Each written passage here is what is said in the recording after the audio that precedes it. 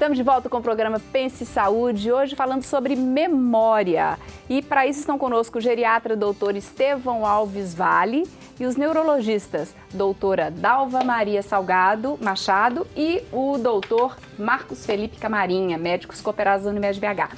E várias perguntas chegaram, vamos a elas para dar tempo de todos, depois a gente continua com as nossas dúvidas aqui. Se der tempo, né?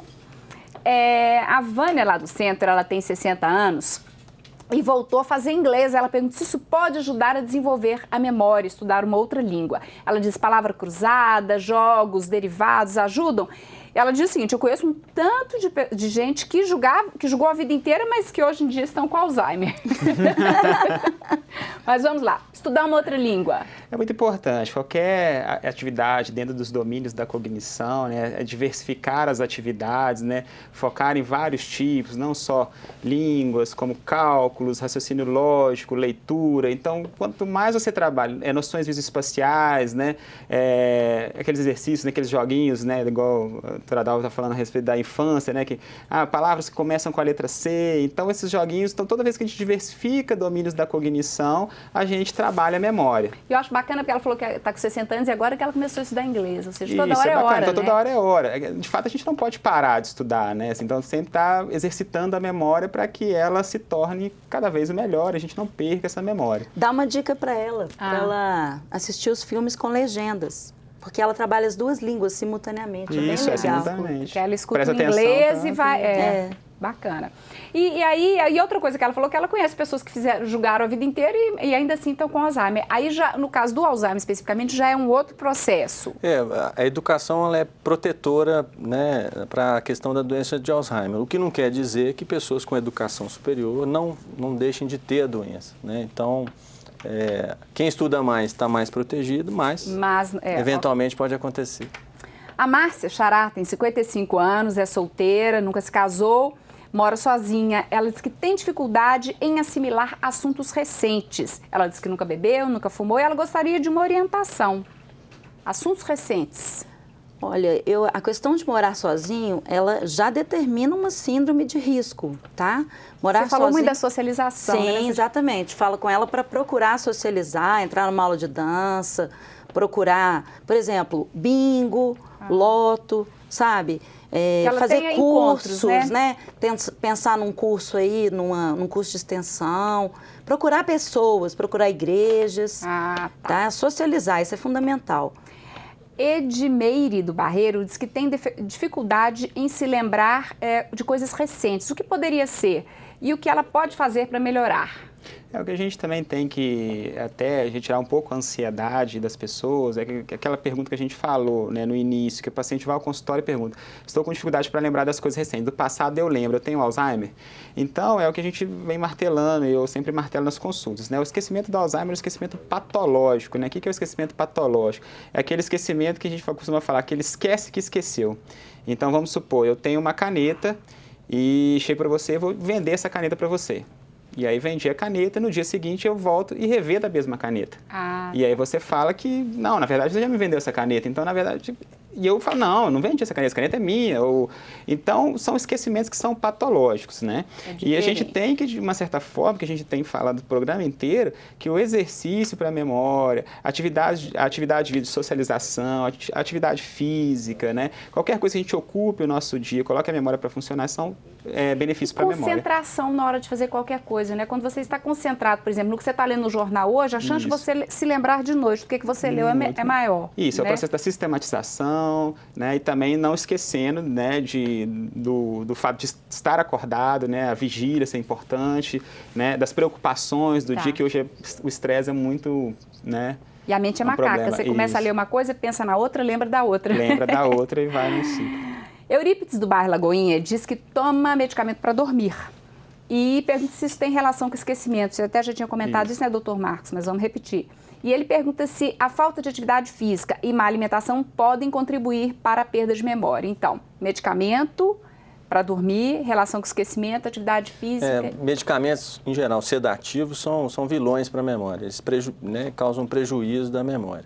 Assim como o sedentarismo e assim como uma alimentação pobre em vitaminas, em minerais essenciais. Então, sim, tudo tudo interfere. Além do selênio, né? Selênio, zinco, castanha do Pará, é muito bom. É muito bom, o selênio e zinco é bom. Sim. Encontrar e a boa hidratação, e não deixar o intestino preso. Existe uma grande relação, né, Sim. entre cérebro e intestino. Sim. E é uma outra queixa de todo mundo. A memória ruim é intestino constipado, preso. Né? Toma sedativo, esquece e prende o intestino. E prende o intestino. E os remédios fazem isso também, né? Remédio para quem está com problema urinário, que não está segurando a urina. Segura a urina, mas segura também as fezes, entendeu? Né? E além de tudo, esses remédios têm efeitos colaterais que pioram já aquela reserva cerebral que já está diminuída. Antidepressivos, alguns deles pioram também a função cerebral. Então, assim, remédio que tem efeito sedativo, igual o Estevão falou, eles são faca de dois gumes, né? E ainda, uma coisa que a gente não citou aqui, que eu acho que tem que lembrar, é a apneia do sono. Se você tem uma qualidade de sono ruim, você não tem um sono profundo, vai sedar aquele paciente com uma droga hipnótica, ou um antidepressivo, ou um benzodiazepínico, depois, se ele tiver apneia, a qualidade do dia dele vai ser pior ainda. O Henrique do Eldorado, ele pergunta como funciona quando a memória é apagada, por exemplo, após um trauma, por exemplo, um acidente, um choque que a pessoa teve. Isso pode acontecer, né? Dependendo do grau do impacto, né? Ela ter uma perda de memória. Isso, por exemplo, às vezes um trauma emotivo, você tem aquela...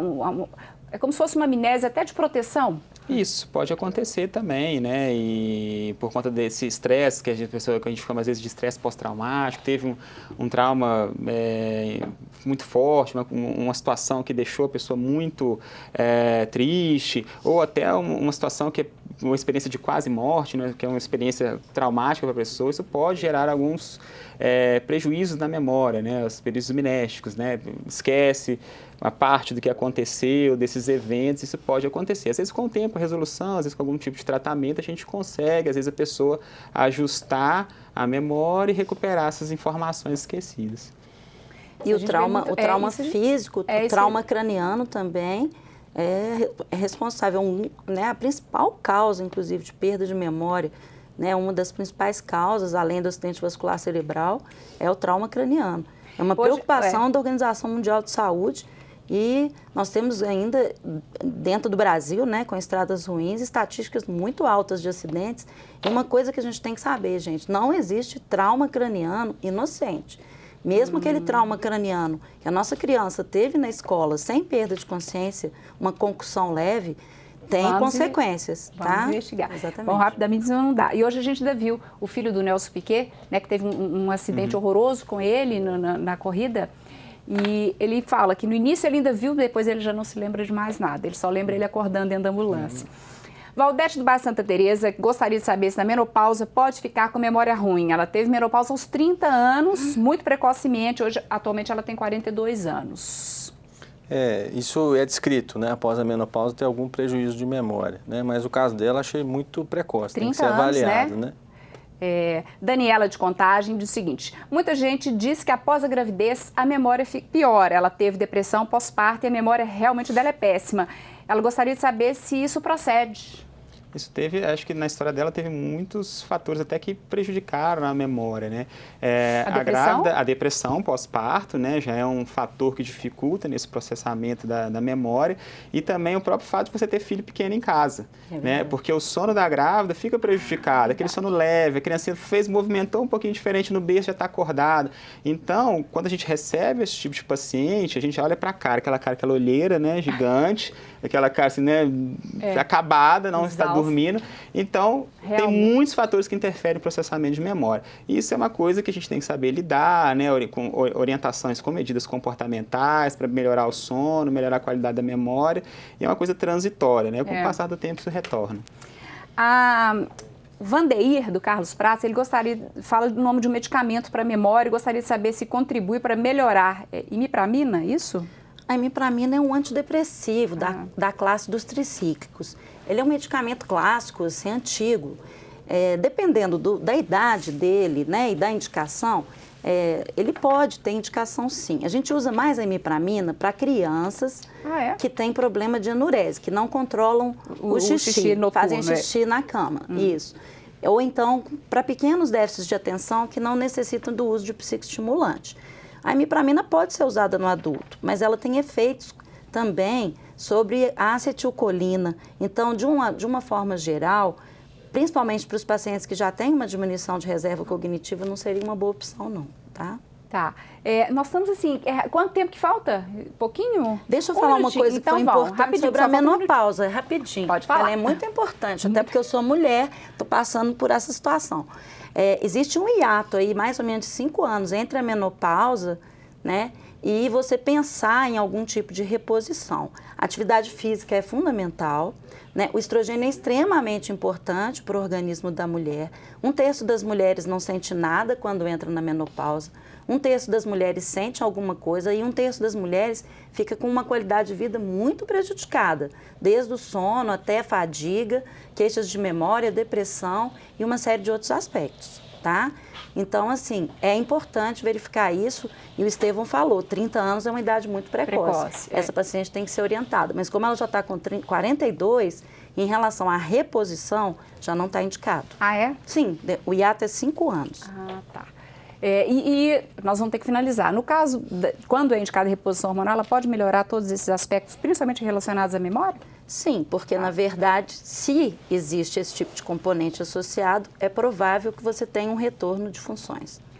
Infelizmente, o nosso tempo acabou. Gostaríamos de agradecer a presença, a participação de vocês e a sua companhia também e as suas perguntas. O Pensa Saúde de hoje chegou ao fim, mas você pode rever este programa terça-feira ou quinta-feira, às 5 da tarde, sábado, às 9 da noite e domingo, 11 da noite. E também pelo nosso site tvhorizonte.com.br a qualquer momento. Não se esqueça de curtir a página da TV Horizonte no Facebook para ficar por dentro dos temas do nosso programa e acompanhe também as fotos do programa no meu Instagram em @marciahermeto. Obrigada pela sua companhia, espero você no próximo Pense Saúde, uma parceria da Unimed BH com a TV Horizonte. Tenha uma ótima semana, paz no seu coração e pense saúde sempre!